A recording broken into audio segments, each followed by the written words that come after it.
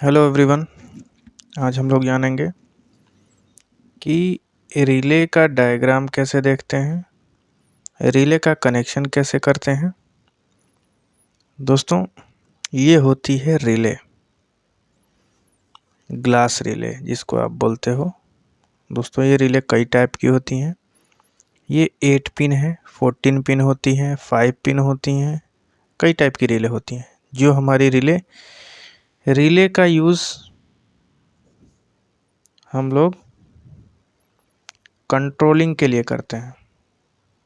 कोई भी controlling circuit बनाते हैं उसके लिए हम लोग रिले का यूज़ करते हैं। आज हम लोग जानेंगे कि कैसे इसका कनेक्शन करते हैं, कैसे इसका डायग्राम समझते हैं। दोस्तों, किसी भी टाइप का रिले हो, अगर आप इस ड्राइंग को समझ जा रहे हैं तो ये जो ग्लास रिले रहती है इस पे ड्राइंग बनी रहती है, इसको समझ के आप लोग समझ सकते हैं। दोस्तों, इसको रिले बोलते हैं, इसको रिले बेस बोलते हैं। ये रिले इसमें कनेक्ट होता है और ये जो नंबर्स आप देख रहे हैं इनमें कनेक्शन किया जाता है कंट्रोलिंग के लिए। इतना आप लोग समझ गए, ये रिले और रिले बेस। दोस्तों, ये जो डायग्राम है ये डायग्राम आपके रिले पे बना रहता है। अब हम लोग समझते हैं कि इस डायग्राम को समझते कैसे हैं। दोस्तों, रिले 2-3 टाइप की आती हैं, मतलब वोल्टेज के हिसाब से। जैसे आती है 220 volt AC, number 2 24 volt DC, number 3 110 volt AC। दोस्तों, 110 वोल्ट AC वहाँ पे यूज़ करते हैं जहाँ पे कंट्रोलिंग 110 वोल्ट की रहती है, जैसे कि EOT क्रेन में, इंडस्ट्रीज़ में। 220 जनरली यूज़ करते हैं हम लोग, और 24 वोल्ट भी हम लोग इंडस्ट्रियल्स मशीन्स में यूज़ करते हैं जहाँ पे कंट्रोलिंग बनी रहती है किसी भी मशीन की। अब हम लोग सबसे पहले समझेंगे ये डायग्राम। दोस्तों, अगर ये डायग्राम आप समझ गए तो कोई भी रिले आपके पास रहेगी। सपोज़ करिए कि आपके मशीन में 8 पिन रिले लगी है, आपके पास वो 8 पिन रिले नहीं है। अगर आपके पास दूसरे मॉडल की है तो आप दूसरे मॉडल की भी रिले उस जगह पे लगा सकते हैं। दोस्तों, ये वीडियो बहुत इम्पोर्टेंट है, चलिए समझते हैं। दोस्तों, जो आपकी रिले 3 टाइप की आती हैं, इसके लिए बेस तो सेम होगा। बेस में आपको कुछ नहीं यूज़ करना है, आपको कुछ नहीं देखना है कि बेस में क्या है। बस आपका बेस 8 पिन ऐसे मैच करना चाहिए और 8 पिन ये होना चाहिए। नंबर 2 क्या देखना है हमको, यहाँ पे इसकी कॉइल रहती है ग्लास रिले में अंदर, उस पे 24 वोल्ट लिखा रहेगा DC, या फिर 220 वोल्ट AC, या 110 लिखा रहेगा। अगर ग्लास रिले है तो अंदर उसके कॉइल पे लिखा रहेगा। अगर और वैसे भी ये जो ग्लास है दोस्तों, इसके ऊपर भी लिखा रहता है।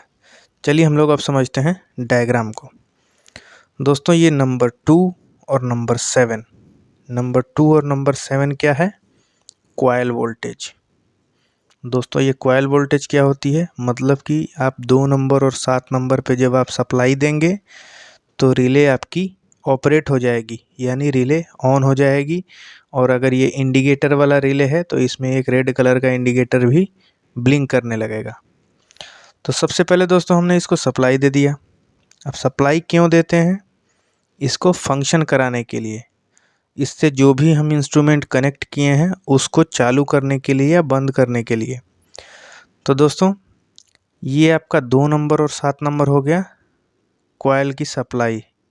ये रिले को ऑन करने के लिए दिया जाता है। दोस्तों, बेस में यहाँ पे कनेक्ट करेंगे 7 नंबर, और 2 नंबर पे अगर आपकी 220 वोल्ट की रिले है तो 220 वोल्ट कनेक्ट कर देंगे, फेस और न्यूट्रल। तो दोस्तों, यहाँ पे आपने कनेक्ट कर दिया। अब हमको सप्लाई कैसे देना है? जैसे कि मान लीजिए हमें कोई कॉन्टेक्टर को ऑन करना है। ये हमारा कॉन्टेक्टर हो गया A1 और A2। ये A1 और A2 कॉन्टेक्टर को ऑन करने के लिए है। तो अब क्या करेंगे, सपोज़ करिए कि ये 2 नंबर पे हमने फेस दिया है, यहाँ से हमने फेस दे दिया और यहाँ पे हमने न्यूट्रल दे दिया, यानी ये 2 नंबर और 7 नंबर पे हमने फेज न्यूट्रल सप्लाई दे दिया है।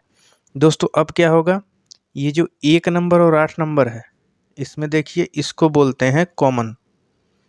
1 नंबर और 8 नंबर को क्या बोला जाता है, कॉमन। कॉमन इसलिए बोला जाता है क्योंकि ये कॉमन सप्लाई है और ये 5 नंबर और 6 नंबर दोनों में सप्लाई देगी।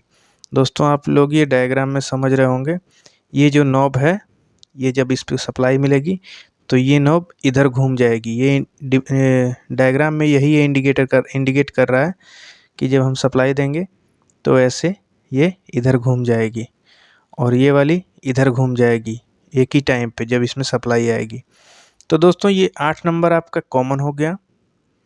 ये क्योंकि नॉर्मली ये इससे कनेक्ट है तो नॉर्मली क्लोज्ड है ये 5 नंबर से, यानी जो भी सप्लाई आप 8 नंबर पे दोगे वो सप्लाई नॉर्मली क्लोज्ड है 5 नंबर पे, यानी 8 नंबर पे जो भी सप्लाई आप दोगे वो 5 नंबर से कंटिन्यू निकलता रहेगा, क्योंकि ये NC है, नॉर्मली क्लोज्ड है।